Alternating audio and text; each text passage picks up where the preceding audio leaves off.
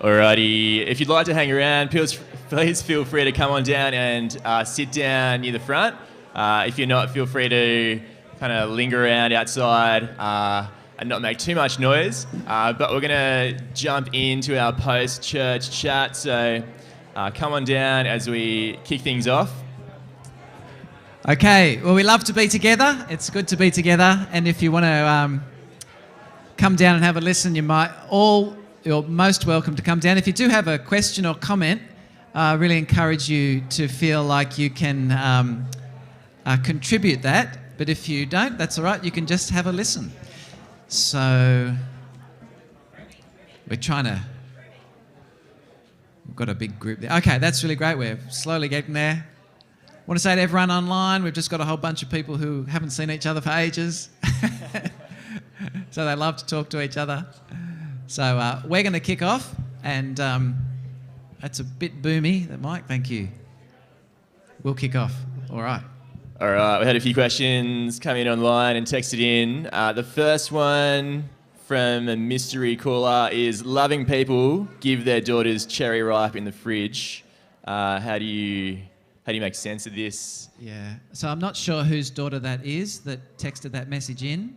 But obviously someone's put a cherry ripe in their fridge, and if they're really loving, they will give that cherry ripe to their daughter. That just happens to be something that's happened at my place. I have a cherry ripe in my fridge. Unfortunately, I'm still learning to love in that area, so I'll see how I go. So it'll probably be disappointing for her. That's all right. And I suppose loving dads do what is best for their children. So loving dads do what is best for their children. Thank you. And that is the best thing for me. All right. Another question we had is, you've used love as the main description of the new community or kingdom God is establishing. But people may ask, how do the commands to kill witches or other commandment breakers show love? Yeah, so this is, how can God tell his people to be loving and at the same time to kill people? How does that work? I want to say that as I said before, we want to really drill down on this because it needs us to have our Bibles open in front of us to think through this. So we will be doing that on Wednesday night. But at least I can say at this point that the situation that Israel was in at the time was a theocracy where there was no division between church and state, that sort of thing, and that Israel needed to be a place that was going to be a light to the nations.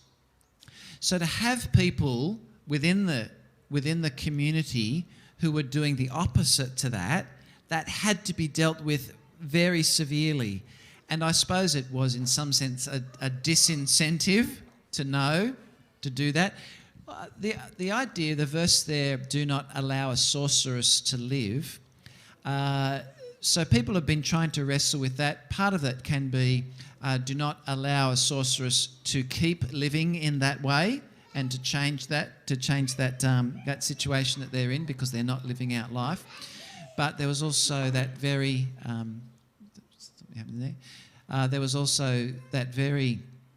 severe command given to Israel to expel that person from the community, which might have been to take them out of the community or take them out literally.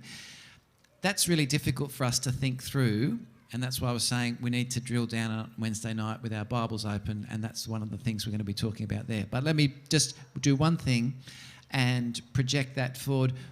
When the New Testament actually talks in very similar ways about within the church, but you're not killing somebody else, but you are, in terms of church discipline, there are times when we need to say this person is not living according to what they've been called to live as God's person, and so we need to actually put them out of the community, cut them off, not because we think we're better and they're no good, but because we want them to realise the weight of their sin, that they're actually cutting themselves off from God, and we're not happy for them to stay in that situation.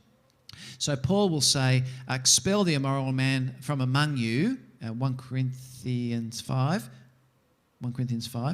and he will say, so that his soul may be saved on the day when Jesus returns. So there's some pretty important stuff to be thinking through there. But that's a good question, and it's a question we can't adequately answer now, but we'll just give you a few tidbits toward that. Yeah. Similar questions that come up at youth this term, looking at Judges, hearing about child sacrifice and lots of people dying, but you quickly realise God hates sin and he hates injustice, and seeing that in the light of the gospel is a good thing to know and see. So yeah, I encourage youth and young adults to tune in to drill down this Wednesday. Another question we had was, why didn't God just do the Spirit thing straight away? I think that's a good question to ask. So it's interesting, isn't it, that it's easy for us to think, well, God tried law in the Old Testament, it didn't work, so he tried grace in the New Testament. That's not the story. That's not what's going on. The law was actually a given thing. It was by grace that he gave them. He saved them by grace, and he gave them his law by grace. This was how to live by grace. So there is that unfair division that often gets put onto it. That there was two plans, and the first plan failed, so he tried a new plan. I think, well, first of all, that's what's happened, so that's what God wanted. But I think a bigger point might be that we are not always good at being taught things. We have to learn them. Israel had to learn that it needed to have a heart that was circumcised. It needed to have a new heart. It needed to have the Spirit. It would not learn that it could not do it by itself unless it went through that whole journey. And for Israel, for us, Israel's story is our story. We have to realise we can't do it.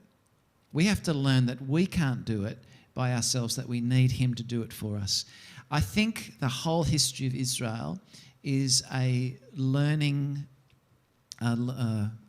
experience both for them and for us, that we really need him to do it. But then we have to keep learning that, because we keep taking stuff back even as Christians, and we need to be able to say, no, he's the one that's doing it. I need to hand it over to him. So that's the only way I can think off the top of my head of that. There might be more thoughts on that that you might have that we can talk about later. I think, again, to say, one of the greatest benefits in this time is not necessarily the answers that we get, but the questions that we are asked, so that we can think them through for ourselves and talk about them with one another, because this is really important for us to be doing that. So the value of this time is not so much in the answers, but in chewing on the questions. And our final question is something like how do we kind of reconcile following all the commandments like the Sabbath one? Is that still applicable to us today, every single commandment, or do we just ignore the 10 Commandments today and all these extra laws that we see in Exodus? Yeah, so I think that question, if I'm understanding it, is now that we have the new heart, do we have to follow all the 10 Commandments? And what about the Sabbath one? Is that one we have to keep as well? Should we be doing that? That is a notoriously controversial question over history, and whole denominations have been sprung up just over that particular one issue. That's just the next door church, Seventh-day Adventist, and that's the seventh day they live that they have church on Saturday because they want to follow that out. And I think that it's good for us to think through why they want to do that and how they're responding to that, whether it's a good thing or a bad thing. But I want to say that we are people not of the old covenant, but we are people of the new covenant. We are people of the new covenant means that we are people of the covenant that Jesus has fulfilled, that Jesus has fulfilled. And as we follow him, we live out his law of love. So he says, a new commandment I give you, that you love one another. And that's not a new commandment. We say, no, we already know that. Let me finish the sentence.